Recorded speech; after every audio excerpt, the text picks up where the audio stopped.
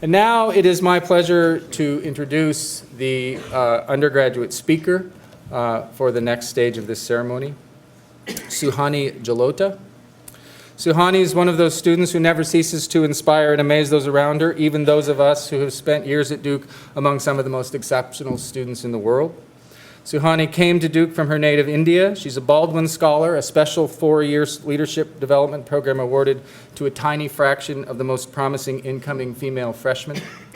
During her time at Duke, Suhani actively sought out opportunities for social entrepreneurship and won several entrepreneurship competitions. She is the founder of the Meena Mahila Foundation, a startup that produces low-cost, high-quality sanitary and medical pads while empowering women living in the slums of Mumbai to develop business skills, earn money, and raise awareness about menstrual hygiene. She was recently named one of Glamour magazine's top 10 college women for her work with the Meena Mahila Foundation. This summer, Suhani will return to Mumbai to focus on her foundation, and in the fall, she'll join the staff of ID Insight, where she'll conduct impact evaluation research on economic development projects. Please join me in welcoming Suhani Jalota.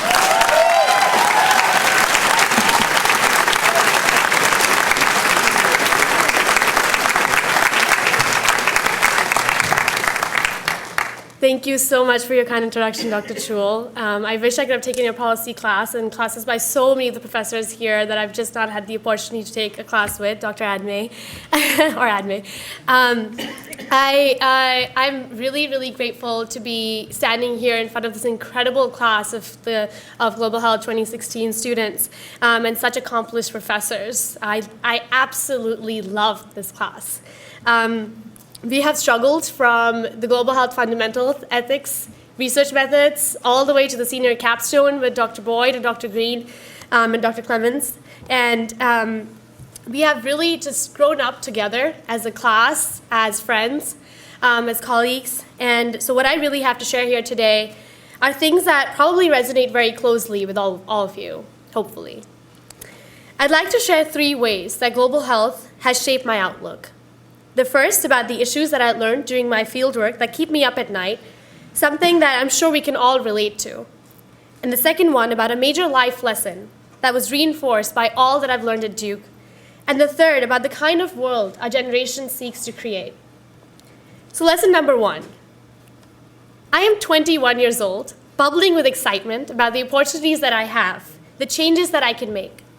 While we're being challenged in Dr. Ariely's research methods class, or writing long essays in Dr. Stewart's class, or just laughing at Dr. Boyd's jokes,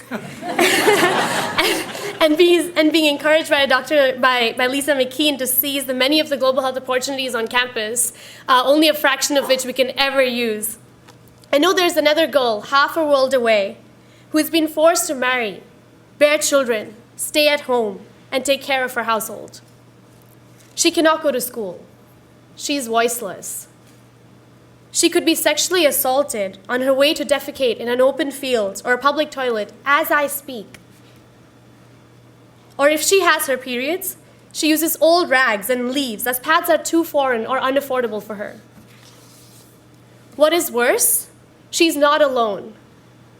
Millions of girls have been silenced by generations of oppression, prejudice, and discrimination. Yet, it is they who have inspired me to make a difference. I know I'm one of the lucky ones, and I'm drawn, like many of you, by the gulf that separates us to make a difference. I'm truly inspired by the work that all of you have done all over the world in incredible projects. At DGHI, when we see challenges that irk us, we just attack them. So my case was no different. I felt deeply about the lack of opportunities for young girls in India. So I decided to create a network of young female entrepreneurs who would run a company that gives them voice by empowering them to talk about the issues that they're most afraid to discuss aloud.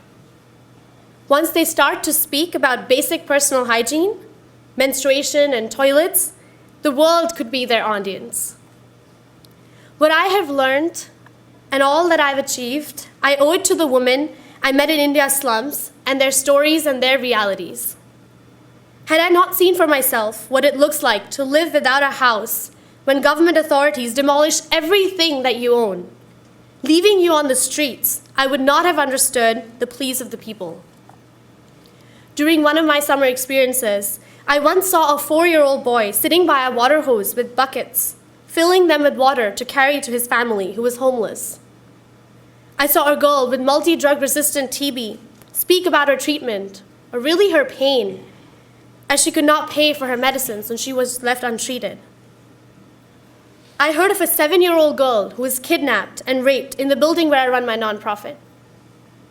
In all these instances, there are problems: hopelessness, homelessness, TB, and sexual assault, which are heightened due to the level of poverty in these areas. But there are also solutions, and people like us motivated to create change. The little boy did everything he could to get water to his family so that they would not die of thirst. The TB patient fought the stigma around the disease and spoke up for herself. And the community got together to take care of the assaulted girl and bring her assailant to justice. Like all of them, here we are, ready to make a difference. In a sense, that describes the very field of global health. It's risky, yet hopeful and idealistic in the best way. Lesson number 2 is something I think we all have learned during the last 4 years here. When challenges are thrown at you, how you respond is really all that matters. We know that if we just stare at the problems, hopelessness inevitably creeps in. When I first met the women in the Dharavi slums of Mumbai and heard their stories, I would come home to my mother and cry for hours. But in that state, I was of no use to the people whom I wanted to be with and help. My mentor, Dr. Jokin Arpatham, sat me down along with some of the women from the slums who I've formed incredible friendship with over the years now, and said, "Suhani, the people that you're crying about, they're very happy with their lives. They're resilient and they're strong. And most importantly, they're together. And any group of people that is together will be able to get their voices heard. Now all what you and I have to do is just help them help themselves. That's all." And really, my dear friends, that is all. I learned the importance of a positive outlook on life, first from my mother, a powerful woman who never gives up and is extraordinarily resilient, and then from incredible women who I met during my fieldwork who have suffered unbearably, yet are committed to improving others' lives. And then from my classmates and professors who are sitting here with me today. My mother, these women, and my inspiring peers and professors chose to face their problems directly. Problems that everyone has in their own way, shape, or form. But you are not your challenges, but you are the way you look at them. I say this because we see intolerable and infuriating challenges in global health. But if we feel hopeless in the face of the massive challenges, we can get lost and not know what to do. But it's only real when you do it. When you gather with others to make a difference, as we have all done in our own ways. When you're on the field, talking to people, completely engaging yourself with them, the surrounding and the diversity. The most difficult part about our work, which I think everyone at Duke who has worked on a team before can attest to, is working with people. It is getting people to change their behavior to some socially constructed normal. No matter how many failures, even if no one shows up at the village meetings that you've been organizing for weeks and have reminded people about every single day, you just have to keep going. To be optimistic and be determined. Don't stop. As Dr. Toole pointed out, never stop, as that leaves no room for success at all. My final lesson to share with you is this. We should constantly be dreaming and constructing an image of the world we want to create. For me, and possibly many of us, we want our generation to create a world with less poverty and more beauty. A world where the common man is not compromised because of a fault in the system. In our own ways, that is why we're all here, right? Everyone should have access to a hospital, school, clean water, a house, and a toilet. While economic growth in the emerging markets becomes a topic of classroom discussions and government debates worldwide, it still remains an elusive reality for millions of the world's poor. My dream involves these precise people, the children of a lesser God who suffer humiliation, hunger, and disease. A young boy should not be left to die at home due to a disease just because he has no access to treatment. A girl should not be sexually assaulted while on the way to a public toilet because she's vulnerable. And a woman should not be kept from the workplace because she's treated unfairly. The common man should not be compromised because of a fault in the system. If these narratives change, women or men, rich or poor, black or white, young or old, in the rural or urban, people would be treated with equity. People should be empowered to have equal opportunity to make decisions in a just society.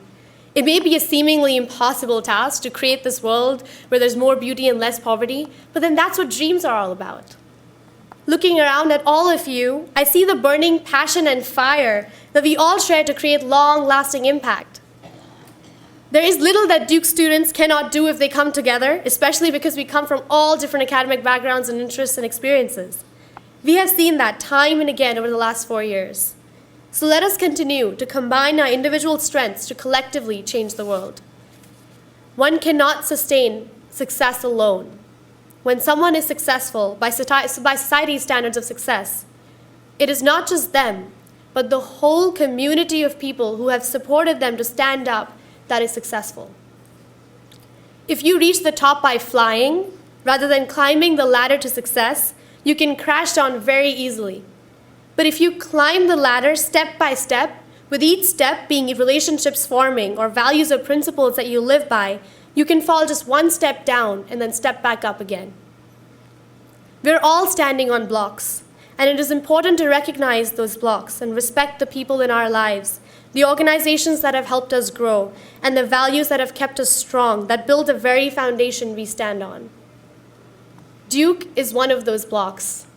And I think the entire class of 2016 would agree with me when I say this, that any success would not have been possible without it. So thank you.